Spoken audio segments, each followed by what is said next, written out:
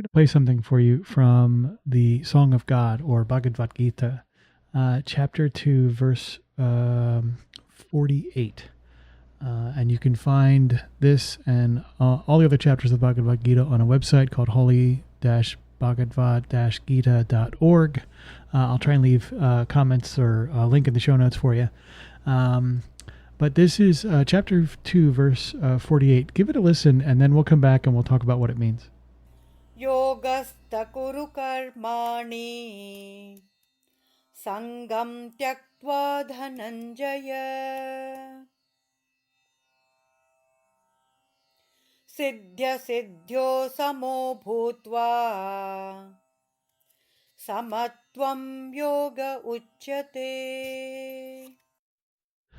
So, roughly translated, this means be steadfast in the performance of your duty, abandon attachment to success and failure.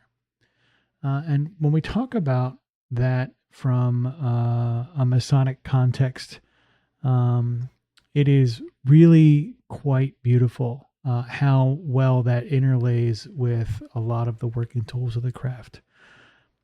So we know as workmen on the temple that it is not any one swing of the hammer that builds the temple. It is the perpetual judicious application of behavior. By not getting attached to the outcomes of any one bit of work, we get to be free of that expectation. When we do things like we go to the gym, it's unreasonable to expect that a single pressing up of the weights is going to create all of the outcomes. And in fact, it's unreasonable to understand that any one of those trips to the gym is any more important than any other. We're not able to figure out as a society or as a scientific-minded folks which time you went to the gym made the difference. In the same way, if you were gardening, we can't tell which time you watered the plants or which moment of sunshine the plant got contributed to the growth of the flowers or the fruits. So this is really instructive for us as Masons because it helps us understand that what we're really doing is cultivating our behavior in a way that allows us to shape the probability of outcomes by shaping the behavior that we execute. And then that probability of outcomes, again, at no point is any of it guaranteed, but essentially we're narrowing the window. So we do that through the careful application of the Masonic tools. We use the square to square our actions against the square of virtue. Is what I'm doing going to make sense relative to the goals I'm trying to achieve?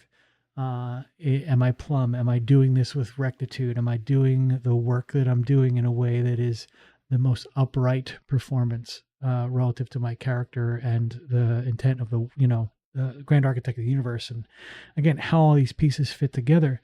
The behavioral sculpting conversation becomes central to our sort of application and understanding of the work. And we stop getting focused so much so on this sort of perilous attachment model to outcomes. As we move to higher virtue work, higher ways of working, we get to a point where the execution of the work becomes the value itself. That the delivery of the effort is its own reward in a way that transcends the outcome you're going to create. Now, yes, we all have to go and we have to work for a living and we have to make money and do our stuff to be successful in whatever society you live in.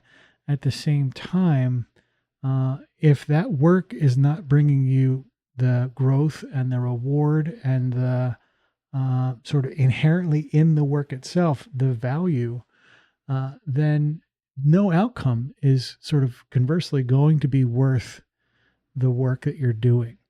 And this helps us demystify some of the things with like the hustle grind culture or the kind of magic pill solutions as well.